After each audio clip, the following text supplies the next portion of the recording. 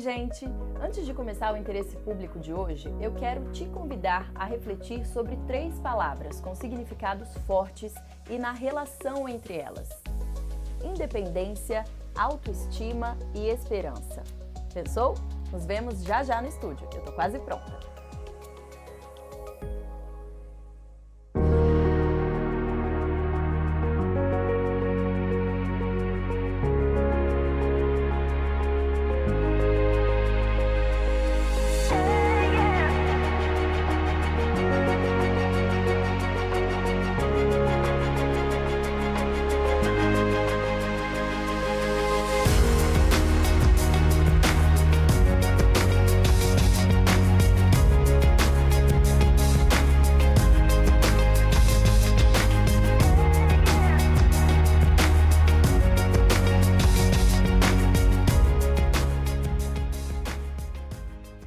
Agora sim, começamos mais uma edição do Interesse Público.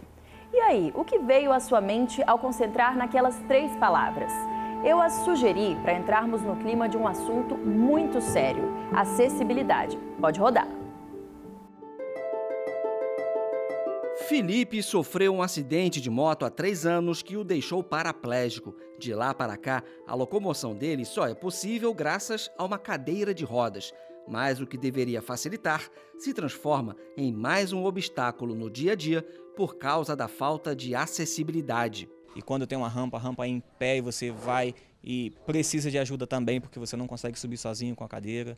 Então, e não falo só pelo cadeirante não, falo pela idosa que está com andador, pela pessoa que está com muleta. Então, de uma forma geral, é difícil. Ele mora em Petrópolis, na região serrana do Rio, conhecida como Cidade Imperial. Isso porque durante boa parte do reinado de Pedro II, essa era a capital do Brasil, quando a corte fugia do calor do Rio de Janeiro. As construções da época estão por toda parte, mas nem todas foram adaptadas ao longo do tempo. É o caso das agências bancárias. O Ministério Público Federal decidiu entrar com uma ação civil contra várias instituições financeiras para que se garantisse a acessibilidade nas instalações daqui de Petrópolis. O Itaú cumpriu integralmente o que foi pedido e, através de um acordo, ainda vai permitir a realização de obras de adaptação em um dos patrimônios históricos mais importantes do município. É o Palácio Sérgio Fadel, construído em 1872 para ser a residência de veraneio do médico Joaquim Antônio de Araújo e Silva, o Barão de Catete. Em 1995, ele foi comprado pela Prefeitura de Petrópolis e virou a sede do Executivo Municipal, recebendo o nome atual em 2001. Além do gabinete do prefeito, ele abriga diversas secretarias municipais e ainda é aberto à visitação pública. Pelo acordo, o banco se comprometeu a pagar R$200 mil como compensação pelo período no qual as agências ficaram sem acessibilidade. O procurador-geral de Petrópolis explicou que o projeto de adaptação já está pronto. Tem um projeto que está sendo estudado com o IPHAN de como fazer isso da melhor forma possível, de modo que não afete a visualização, as características do tombamento do imóvel. Então, eu não posso colocar aqui um elevador na frente do prédio, eu não posso colocar uma rampa qualquer. Eu preciso fazer uma coisa harmonizada que permita a acessibilidade total e perfeita das pessoas com deficiência e todos que tenham qualquer tipo de dificuldade de mobilidade, até temporária, a pessoa que eventualmente esteja de uma luxação, o pé quebrado, mas isso de forma que harmoniosa, que não prejudique a ambiência e o tombamento do imóvel. O procurador disse ainda que os demais espaços vão receber sinalização tátil no solo e uma sala no térreo vai ser construída para permitir o acesso facilitado a quem tiver mobilidade reduzida. Para Felipe, uma boa notícia. Eu vou poder chegar para vocês e falar, fui na prefeitura e resolvi um problema sozinho. E isso parece pouco, mas é muito. Para a gente que está na cadeira de roda, é muito importante. É muito bom. É um ponto de partida para a gente começar a fazer isso em toda a cidade. Monique Schecker foi a procuradora da República responsável pelo acordo. Ela disse que a expectativa agora é pelo pagamento das indenizações que deve ser feito pelos outros 3 bancos condenados na ação civil pública. O dinheiro já tem destino certo. Par do edital, eu instaurei um inquérito civil para a prefeitura questionando se ela já possui um projeto na cidade, né, do centro histórico, porque justifica a atribuição do Ministério Público Federal aí, que é o centro histórico, que é onde o IPHAN atua e tal. Se ela já tem um projeto de acessibilidade amplo. Para a Associação Pró Deficiente de Petrópolis, não é uma questão de criar privilégios, e sim diminuir as diferenças. Vamos trabalhar com os dados do IBGE. 45 milhões de pessoas, segundo o censo de 2010. É quase um quarto da população, né? E a gente não vê esses caras na rua, né? Então, quanto mais antigo for o município, pior é.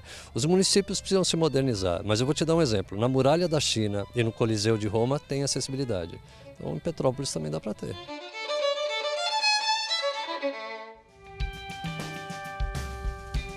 E no programa de hoje você vai ver ainda.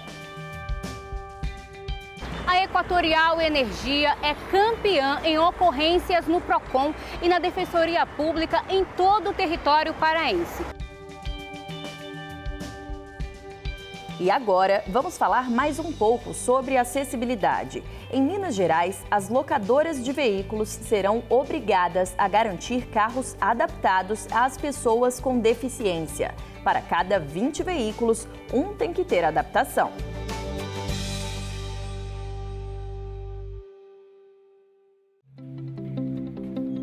Cadeirante há mais de 20 anos, o André não deixa que a limitação física o impeça de fazer as coisas de que mais gosta: passear, viajar e dirigir, coisa que ele faz todos os dias. O carro adaptado facilita e permite que ele dirija como qualquer outro motorista. O André prefere viajar em carros alugados e adaptados para os cadeirantes. Pelo menos isso é o que ele sempre quis, mas nunca conseguiu. É praticamente impossível encontrar um carro desse tipo para alugar. Agora, a gente vai acompanhar o André em mais uma tentativa de encontrar esse carro nas locadoras. Vamos lá, André? Nós acompanhamos o André até uma agência da maior locadora de carros do país em Belo Horizonte. A equipe do Interesse Público não teve autorização para gravar imagens lá dentro. Ele entrou e pouco tempo depois voltou com a resposta de sempre: carros adaptados para quem tem deficiência física não estavam disponíveis. Ainda eu questionei, falando que é lei federal, que tinha que ter em cada 20 carros, tem que ter um para cadeirante não, para deficiente. E eles falaram que não tem. Já que o André não consegue alugar carros adaptados para deficientes, ele passou a viajar de avião. Mesmo assim, nas férias dele, o carro alugado faz falta. Para mim ia ser o máximo, né?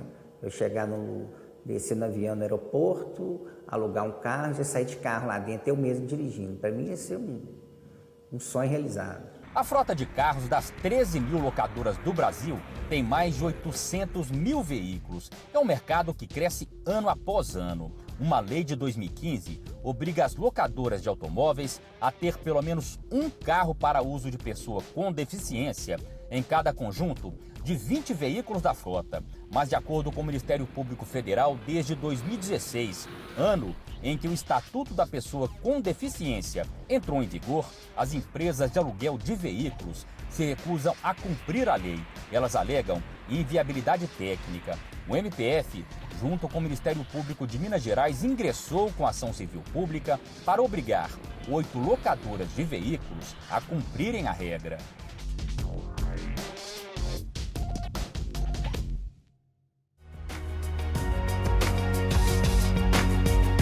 Por causa do coronavírus, MPF atua para que consumidor tenha o direito de cancelar ou remarcar passagem aérea sem pagar multa ou taxas por isso.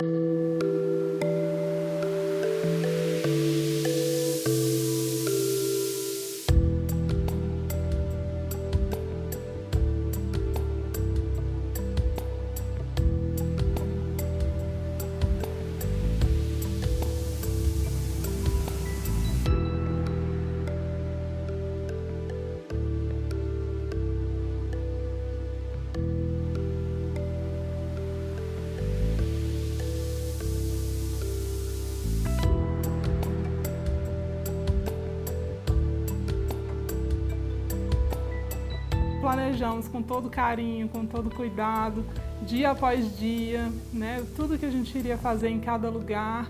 Iriam ser 6 países, um cruzeiro e não deu. Da viagem de lua de mel que a Caroline programou, só sobraram os bilhetes que não serão mais utilizados. O casamento dela estava marcado para o dia 4 de abril e também foi adiado por causa do coronavírus. A viagem de 26 dias foi comprada em diversas companhias aéreas e agências. E é aí que começaram os problemas para cancelar tudo. Estou tendo dificuldade com a passagem de ida, que a agência não atende de jeito nenhum. A gente liga o dia inteiro. Aí quando atende o atendimento eletrônico, deixa a gente 40 minutos esperando até cair a ligação. E eu estou esperando ainda, por enquanto eu estou com prejuízo de R$4.000 da passagem de ida, que ainda não consegui resolver. Rafael também teve que cancelar a viagem que faria com a esposa dele. Primeiro, eles compraram passagens para a China e depois outras para a África do Sul. Mas diante da situação, desistiram de sair do país. O prejuízo financeiro para a China ele foi relativamente pequeno. Apesar da passagem ser cara, tem essa política que a gente espera ver o cancelamento. Talvez a gente consiga receber integral, mas tem, até então, está vigente uma multa, que é uma porcentagem pequena do valor da passagem, mas é uma passagem cara, então sempre leva em conta como prejuízo, né, que a gente vai ter que assimilar se acontecer. Não sei como é que seria judicializar essa questão, mas até em segunda ordem a gente está com prejuízo na passagem na primeira viagem. A segunda viagem, a gente reservou tudo com a possibilidade de cancelamento. O Ministério Público Federal está atuando para que o consumidor tenha o direito de cancelar ou remarcar passagem aérea por causa do coronavírus, sem pagar multa ou taxa por isso. Em Brasília foi instaurado um procedimento administrativo. E em Fortaleza, no Ceará, o MPF recomendou à Agência Nacional de Aviação Civil, ANAC, que faça com que as companhias aéreas não cobrem nenhum valor de clientes que queiram remarcar passagens compradas até o dia 9 de março, data da assinatura da recomendação. No documento, o MPF explica que o processo administrativo foi aberto devido ao grande volume de representações recebidos, por causa das negativas de empresas aéreas para devolver o dinheiro aos consumidores no caso de cancelamento de passagens. E esclarece ainda que o órgão vai acompanhar a situação para evitar irregularidades. Na recomendação feita à ANAC, o MPF pede também que sejam devolvidos todos os valores cobrados por cancelamento das passagens aéreas por causa da pandemia. Para essas hipóteses em que está fechada a fronteira, não tem o que fazer. Se a empresa estivesse recusando a devolver a integralidade, aí ele vai ter que ir ao PROCON, né? Inclusive já tem orientações dos órgãos de defesa do consumidor, Ministério Público, Ministério da Segurança e Justiça e Segurança, dizendo que as companhias aéreas devem restituir sim integralmente o valor das passagens de destinos ou que estejam já fechados ou com alto índice de contaminação. Também é aconselhável que o consumidor registre todo o contato feito com as companhias aéreas ou agências de turismo, como prova de alguma irregularidade. Então você pode sim também produzir as suas provas, né? Pelos meios que a gente conhece, né? Tem aplicativos que gravam as conversas, então você pode baixar um aplicativo desse, gravar a ligação que você fizer com a operadora para se munir também do que é a informação que ele está dando, porque também é direito do consumidor a informação clara e precisa sobre os direitos dele por parte da companhia aérea.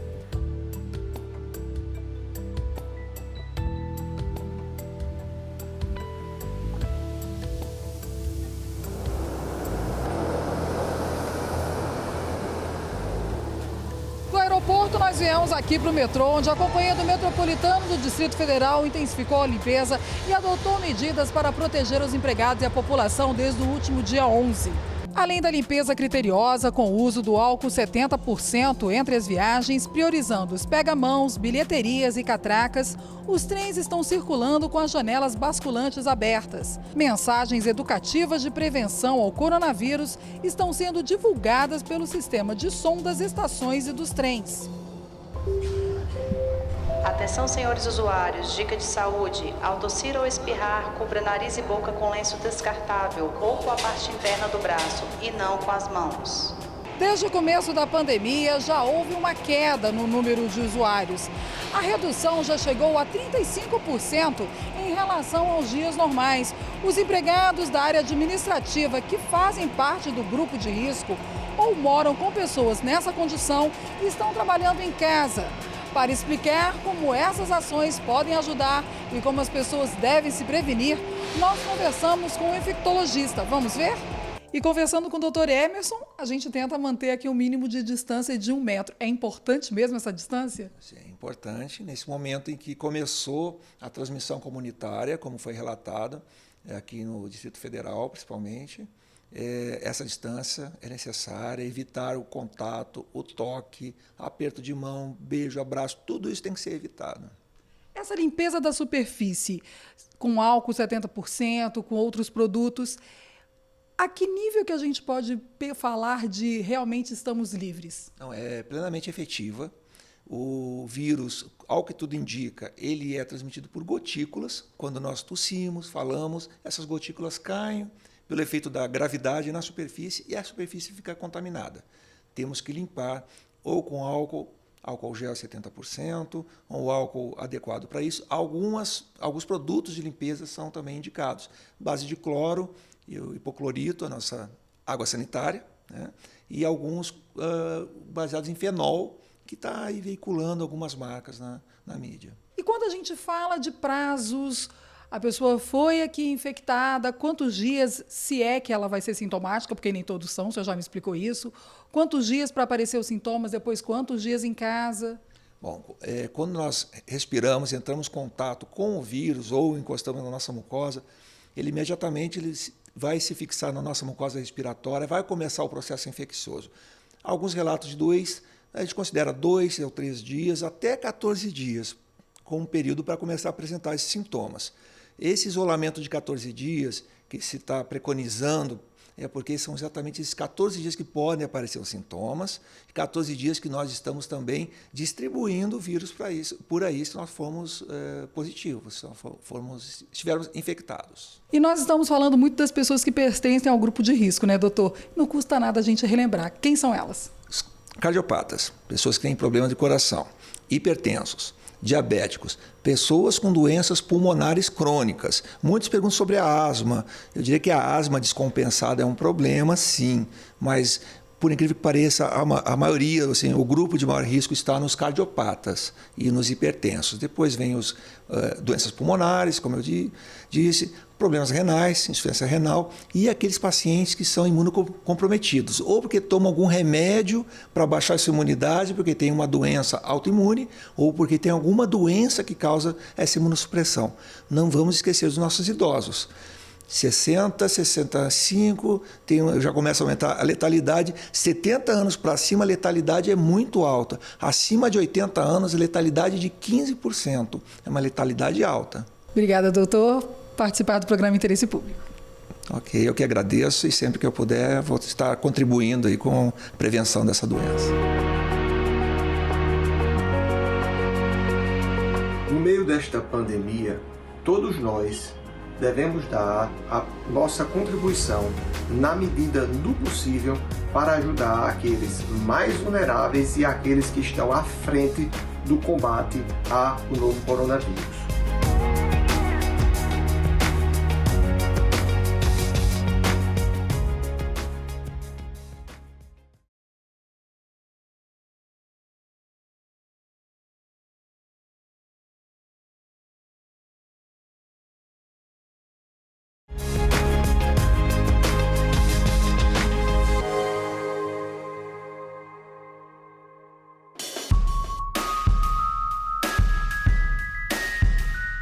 Ela é indispensável para o nosso dia a dia. Mas, embora esteja presente na rotina da maioria dos brasileiros, é motivo de muita insatisfação para boa parte dos consumidores no Pará. É na fatura de energia elétrica que Dona Raimunda da Conceição enxerga vários problemas. Ela conta que faltou ao trabalho várias vezes na tentativa de negociar um débito que não é dela com a CELPA, Centrais de Energias Elétricas do Pará, atual Equatorial Energia. Eu fui na CELPA, aí foi que eu aluguei a minha casa, aí eu fui lá e a senhora deixou uma dívida. Aí eu fui lá para passar pro meu nome. Só que a Selpa falou que eu tenho que pagar esse débito para depois voltar pro meu nome. Com a conta de energia nas mãos, ela procurou a Defensoria Pública do Pará em busca de solução. E assim como ela, outros consumidores aguardavam a vez para formalizar novas denúncias. A Equatorial Energia é campeã em ocorrências no PROCON e na Defensoria Pública em todo o território paraense. Tanta insatisfação chamou a atenção das autoridades que precisaram adotar medidas para resolver os problemas. A Justiça determinou que dívidas antigas, aquelas com mais de 3 meses de atraso, ou por irregularidades no medidor de energias atribuídas ao consumidor, não devem mais ser cobradas nas faturas mensais. As autoridades tiveram que apelar ao Poder Judiciário por meio de uma força-tarefa de iniciativa do Ministério Público Federal, Defensoria Pública da União, Ministério Público e Defensoria Pública do Pará. A decisão da Justiça garante ao consumidor novas medidas para a cobrança de débitos antigos e as restrições não param por aí. Tem outras questões que nós identificamos como irregulares nesse procedimento de cobrança das faturas de energia elétrica aqui no estado do Pará, como, por exemplo, o fato de que os termos de ocorrência, quando a Selpa verifica que o consumidor não estava medindo a energia porque ele fez um gato ou fez um desvio, pela resolução da ANEEL só podia ser assinada pelo próprio morador ou por alguém designado por ele, alguém de sua confiança. E a Selpa pegava a assinatura de qualquer pessoa que estivesse passando pela rua, e isso é um procedimento também legal, além de outras questões que são objeto de processos específicos. Desde 2014, queixas como a de Conceição chamaram a atenção do poder público, que fez o mapeamento dos pontos em comum nas denúncias. São eles: assinatura de notificações de cobranças por terceiros, aumento repentino da conta de energia, deficiência do serviço de atendimento ao cliente por telefone ou presencial, inspeção do medidor de energia sem a presença do titular, ausência de plantão de mais de 24 horas nas cidades do interior e até enriquecimento ilícito. Uma delas é esta, que obteve sentença favorável agora. A segunda ação diz respeito às perdas não técnicas, ou seja, nós questionamos perante o Poder Judiciário Federal a recuperação de consumo praticada pela concessionária em duplicidade. Ou seja, ao mesmo tempo em que ela recupera de todos os consumidores indistintamente um percentual relativo a perdas não técnicas, ela cobra do efetivo, vamos dizer assim, consumidor que faz o desvio também este valor. Então, nós defendemos que essa cobrança, da forma como foi feita, ela ocorre em duplicidade e representa enriquecimento ilícito para a concessionária de energia elétrica. Em meio a tantas polêmicas, tem uma tirando o sossego do consumidor e traz à tona um questionamento: o parcelamento de dívidas da conta de energia vai acabar? A justificativa é falsa, porque a decisão judicial em nada afeta essa questão do parcelamento ou não, ela não proíbe a Selpa de parcelar, e o fato de haver faturas diferentes não impede que se isso unifique em um eventual parcelamento caso haja interesse do consumidor. Então a justificativa aqui não procede, assim, é claramente uma justificativa falsa para que ela possa tentar justificar, né, um retorno a uma prática ilegal.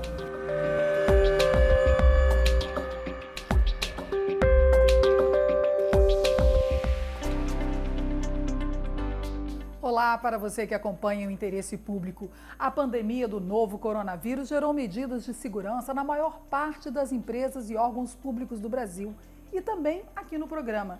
Seguindo orientações do Ministério da Saúde e de portaria da Procuradoria-Geral da República, colocamos uma parte da nossa equipe em regime de trabalho remoto. Por isso, hoje eu falo com vocês da minha casa. Reconhecendo a importância e relevância do nosso programa, a você, telespectador e internauta, que neste momento, mais do que nunca, precisa ficar por dentro das informações, continuamos noticiando o trabalho do Ministério Público Federal. Acompanhe agora as notícias do MPF desta semana.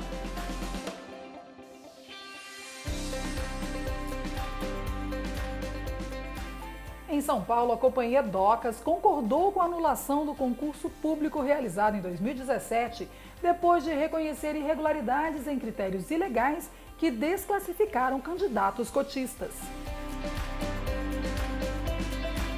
Em Brasília, o Procurador-Geral da República, Augusto Aras, enviou ao Conselho Nacional de Justiça um ofício sugerindo que os juízes de execução penal avaliem a suspensão temporária da pena de prestação de serviços à comunidade. A medida tem como objetivo prevenir a propagação do Covid-19.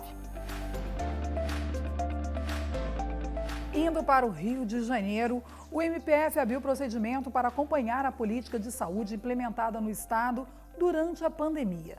A iniciativa é um trabalho coordenado com outros órgãos de controle em busca de respostas mais eficientes da rede pública, em especial dos hospitais federais. E em frente à PGR, a repórter Érica Picelli tem mais informações sobre uma ação de doações em Pernambuco. A doação do Ministério Público Federal foi entregue ao Hospital Universitário Oswaldo Cruz, localizado na cidade de Recife. Foram entregues caixas de máscara cirúrgica, máscara N95, aventais, gorros, toucas, frascos de álcool em gel, luvas e sacos para lixo infectante. Os itens fazem parte do serviço de saúde do MPF no estado e não seriam utilizados nesse momento devido à adoção do teletrabalho por causa do coronavírus. No meio desta pandemia, todos nós devemos dar a nossa contribuição na medida do possível para ajudar aqueles mais vulneráveis e aqueles que estão à frente do combate ao novo coronavírus. Os profissionais de saúde, aqueles que cuidam do abastecimento, estão dando a sua segurança, o seu esforço para combater esse inimigo invisível. A PRR5, na medida do possível, vai dar a sua contribuição. Já está dando. Temos alguns insumos médicos que com o teletrabalho não estão sendo utilizados no momento e nós estamos doando esses insumos, máscaras, material de higiene, para hospitais públicos de Pernambuco. Tenho certeza que com determinação e calma nós vamos vencer esta guerra. E o apelo que faço, a título de sugestão, é que as outras procuradorias em outros estados, as instituições públicas em geral, verifiquem o que está ocioso e também doem esses materiais para esses profissionais de saúde que vencerão, junto conosco, esta guerra. Com essa última notícia, nós ficamos por aqui. Você pode acompanhar mais informações do MPF no endereço que aparece aqui na sua tela. Até semana que vem. E assim a gente encerra o programa de hoje. Lembra que para ficar por dentro do que acontece no MPF em todo o país, é só ficar de olho no nosso portal e no nosso Facebook. Um beijo, até semana que vem!